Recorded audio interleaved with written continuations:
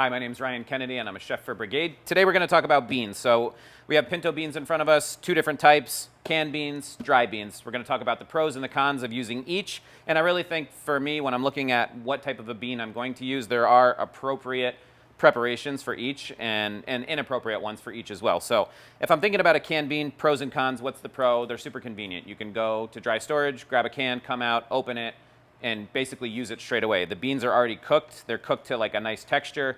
They're not broken down, beat up typically or anything like that. And so they're really appropriate, I would say, if they're not the star of the show. I like to use them in like prepared salads and dress them because, again, they don't have a ton of starch and they're not really broken down, so they add a nice little like starchy bite to whatever it is that you're using them in. Or, you know, if I'm putting them in a soup or something like that, again, where they're not the star of the show, but I want that little textural change, I think beans are super appropriate for those type of preparations. And the cons, I would say for these, you can't really impact the flavor so much in them.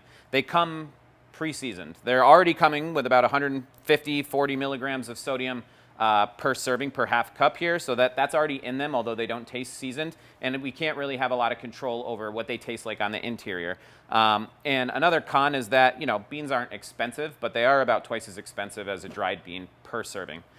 So that's kind of some of the pros and cons for canned beans. When it comes to dried beans, pros, they're cheap. They're super, super cheap, and I think the next pro is that like you can really make them the star of the show. You have full control over what the finished textures ends up like and what types of flavor you're going to impart in them, both passively through like aromatics being in there, as well as just seasoning in terms of like how much sodium you're adding, how much salt you're adding to the finished product. It's not uncommon for me at home to just like put some beans on a stove, you know, with maybe like some herbs, an onion, a little bit of salt, and just boil them. And at the end, I think they're really, really delicious. I think a big misconception about beans is like, from a con perspective, it's just how much time they take. They do take a decent amount of time. These beans, if we were to cook them from dry, would probably take anywhere between 2 to 3 hours of cooking time. But again, it's like very passive cooking time. You put them on the stove, you check them once every 15 to 20 minutes, you give them a couple stirs or something like that, you bring them up to a boil, you drop the temperature down, and you just kind of let them do their thing. You don't have to really babysit them or anything like that, so even though from a timing perspective you have to have a plan about when you start them, they're not going to really require a lot of your attention when it comes to actually cooking them. And again, the beauty of them is that you have full control over what they end up tasting like and what types of flavors you're going to impart in them. All right, so now that we talked about dry beans and some of the pros and cons. Obviously, one of the biggest cons that we talked about was time. It's a thing that I think scares a lot of people when it comes to them using dried beans. It's just how time-consuming they are. So right now we're going to talk a little bit about soaking. We want to cut into that time. A great technique for cutting into the overall cook time of using dried beans is just to do a pre-soak. So right here we have 2 containers. They both contain 5 pounds of dried pinto beans. As you can see from this one, we're right about at like the 2-quart line here. And then if you look at this one, we're all the way up over 6 quarts. So when it comes to soaking, I like to do a 24-hour soak. You could do up to a 48-hour soak. It's super important that you make sure that when you do the soak, you just go in with, you know, cool water right into the container, and then make sure that that goes into the walk-in. You're going to want to soak them under refrigeration no matter what. Another big thing to pay attention to, and this has tripped me up a number of times, is you want to make sure that your beans have room to grow. I like to use the 3-to-1 ratio, so I like to make sure that when I put my beans in, like I did in this container right here, I have 5 pounds of beans in here. This does not look very full, but these beans have the ability to triple in size. You kind of need that. It's happened to me before where I filled this thing up, you know, more than halfway, and then I added water comfortably over the line where the beans were, and when I came in the morning, the container had actually burst. So much pressure had accrued over that night from when the beans start soaking that they grow outwards and they grow upwards, and it had burst the container that they were in, water, beans all over the floor. It's not a great surprise in the morning. So a simple way to avoid that is making sure that you put them into a container where they have at least room to triple in size, and then add 3 times the amount of water to 1 part, you know, or 1 time the volume of the beans. So in this case, it was 2 quarts of beans to just over 6 quarts of water. And if you look at this, the beans are right up at the top, and I still have about a ½ inch of water comfortably over the top. There have been other times too where I soaked the beans, but I didn't put that amount of water in, and when I came in, yeah, maybe they didn't burst the container, but the beans had overgrown the water level, and when that happened, when it comes time to cook, You got beans at the bottom that have absorbed a ton of liquid, and you have others at the top that haven't had that same opportunity, and so you get different cook times when it comes to stewing. All right, so whether you've decided to soak the beans or just cook them from dry, regardless, a super important step is that we do a little bit of rinsing and sorting. So when I look into here, I can already see when I'm looking in from the top that there's like some little ones that look almost like raisins, really, really dehydrated, blackened beans. It's also not uncommon when it comes to rinsing and sorting that you would see stones in here, little pebbles, anything like that. Obviously not something that you want to be putting into a hotel pan and serving out on the lunch line to kids. So it's really important that you do the rinsing and sorting.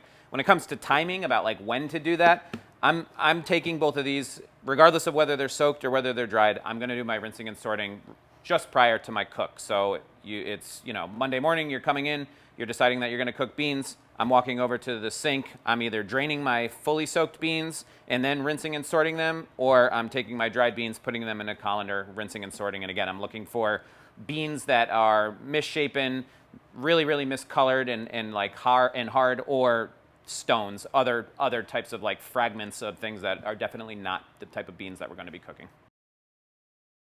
All right, our beans are rinsed. They've been sorted. We've gotten out any fragments or anything like that, any imperfect dried up beans. We're ready to cook. So first step when it comes to cooking beans, for me, I like to try to build a foundation of flavor. I'm going to get a pot, a large wide pot, a rondeau, or just a large stock pot, and I'm going to add some fat, typically a neutral oil, a canola oil, grapeseed oil, something like that, and then I'm going to add my aromatics. So aromatics in the case of dried beans, maybe it's a mirepoix, so celery, carrots, and onions. Maybe you have some peppers in there, maybe there's garlic, something like that, but I'm trying to build up a foundation of flavor. I'm going to sweat out those aromatics, so like cook them lightly, not try to develop a ton of color, but really like soften the vegetables and bring out their natural flavor. I'm going to do that for a little while, and once I feel comfortable that I've developed enough flavor and I've softened the vegetables, I'm going to add in my rinsed beans. All right, so now that we've started to build our aromatics and we've got a little flavor developed, we're going to take our beans right after we've drained them and we're going to add them to the pot. We're going to add water after that. I like to use water versus chicken stock because, again, when it comes to beans, you really don't know how much volume you're going to need to use in liquid, so I would just rather use water along the way. General rule of thumb is I've added beans. They're coming up to a certain line in a pot, whether it's a tilt skillet, a steam kettle, a flat pot, a tall, skinny pot. I want to add water about 1 to 2 inches above that line. And then you're just going to kind of monitor that throughout the cooking. So like I like to keep a pitcher of water nearby wherever I'm cooking. And then as the water starts to both absorb and evaporate, I'm just adding little bits of additional water so that the beans have room to kind of like move around and that I'm not obviously scorching them or anything at the bottom. Water gives you that flexibility. And so I just keep it by me during the cooking process and I monitor that and you use it to kind of like adjust finished texture at the end. All right, so the beans are in the pot, water's going. I like to bring the water up to a boil, up to like a little bit of a simmer, just to make sure that like I brought that water temperature up high, and then I cut it down kind of immediately and make it so that it's not on a rapid boil. I don't want to scorch anything at the bottom of the pot, and depending on the size of the pot, that becomes kind of hard to monitor. So I bring it up to a boil and then drop it down to like a very, very gentle simmer. And then throughout the process, we're just kind of like monitoring it. Like I said before, it's a really passive cook, so it's like every 15 minutes I'm coming back to the pot, I'm stirring it typically with like a spoon and just kind of like getting a look around, making sure nothing's sticking to the bottom, looking at the texture and seeing how things are changing over time. Once you've started to hit that like 1 hour mark to like 90-minute mark, you're going to start to see a lot of the starches releasing from the beans. Maybe some of the beans have burst. Certainly in these bean containers, there's a lot of beans that are already broken in half and like their starches are immediately kind of dissipating into the rest of the pot. That's a good thing. It kind of adds like a creamy luxuriousness to the beans that I think is really delicious. The last thing that I want is like really, really watery beans. So I'm stirring, I'm checking for texture, I'm kind of paying attention and keeping, in my mind, I'm thinking like, okay, I take a bite of the beans at 1 hour mark, okay? They're soft on the outside a little bit, but they're still like kind of crunchy on the middle. So I know I'm going to come back in 15 minutes and see where things are at. I'm also doing that 15-minute check just to get a sense of the water line. How much water is in here? Do I need to add a little bit? And I'm doing that along the process as well, trying to make sure that I never end up with like really watery beans that are fully cooked at the end because that's kind of unfixable. But I want to make sure that my beans, again, have room to move around and that they have enough liquid in there that they can cook evenly.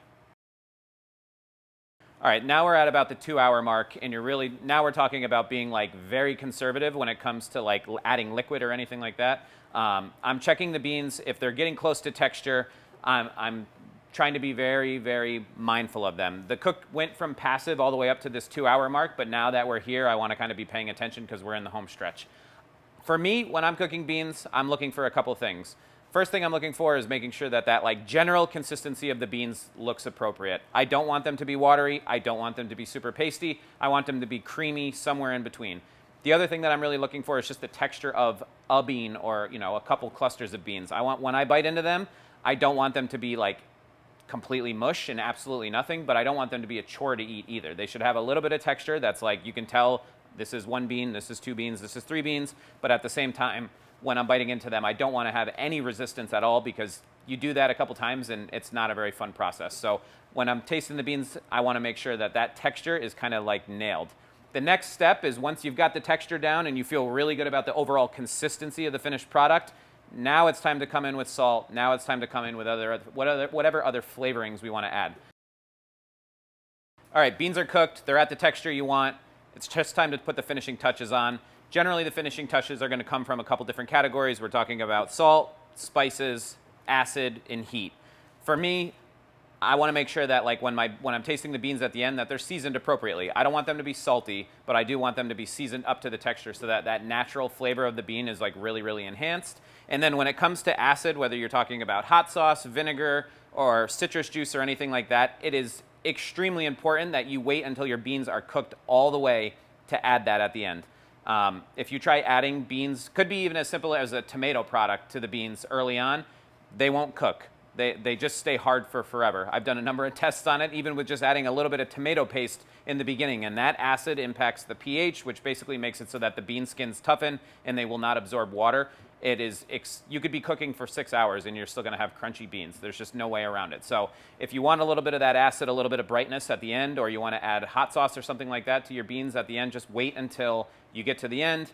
Go in with your salt, go in with your spices, go in with your acid, and then kind of just taste it. And then again, when you're tasting it, you want to make sure that the flavor is balanced. It's really nice to taste them at the end when the beans are at texture, and then you can taste the finished product versus trying to project that early on all the way through the end.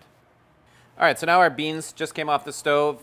You can see from the texture that we just have a beautiful, creamy, not watery pot of beans. A lot of the beans that were broken or fractured in half, they've kind of let out their starch, and that starch has helped to kind of create this like really viscous, really super creamy pot of beans. To me, this is exactly how I like to eat them, and a lot of times if I go out to eat, this is how I'll have them. So we're just going to add some salt. This is 25 grams of salt. This is 50 servings, so it's about a half gram of salt per serving, which is less than what the serving size says on the nutrition label. We're going to add in some citrus, some lime juice right now. Again, we want to make sure that we're not adding in any acidity at all to the pot of beans until the beans are all the way cooked, but this is going to give it a nice brightness. And then we're just going to add in a little bit of chopped herbs just to add some color and kind of break up the monotony of this like very beige looking pot of beans. All right, so now that the beans are done, let's just circle back to the main points. Time. Time was a big issue. It's a big concern, but we talked a little bit about the fact that it's passive time and that I'm not really like babysitting these beans while they're on the stove. One way to cut into that time is just to make sure that you do the pre-soak. You want to put your beans into a container that they can grow by at least 3 times. Add that 3 times the amount of water to the volume of the beans and just make sure that you get a soak within the refrigerator overnight for about 12 to 24 hours. After that, you're going to build with aromatics just like we did. You're going to add in your beans, add in your water, and then just put that water line just above the beans and then cook them and just kind of watch them. It's passive, like I said, every 15, 20, 30 minutes, you're going over to the beans, you're stirring them, you're seeing if you need to add water or if you can just let them come down a little bit. And then when it comes to seasoning, just wait till the end. You could we were a little bit aggressive with the salt on these, and that's because there's nothing in them. It was just beans and water the entire time. So we have a little bit of salt to play with when it comes to the nutritional constraints. And then when it comes to acid, absolutely, under no circumstances should you be adding acid to these pots prior to your beans being the finished texture that you want them. So that means like tomato paste, any citrus, any vinegars, any hot sauces, anything like that, you're gonna wait till the end. But we just finished these beans. We added herbs, we added salt, we added lime juice, and now they're really, really bright, really seasoned nicely and delicious. So hopefully, the tips, these techniques that we talked about are going to make, sort of cooking dried beans a little bit less scary for you, and hopefully you'll give it a try in the future.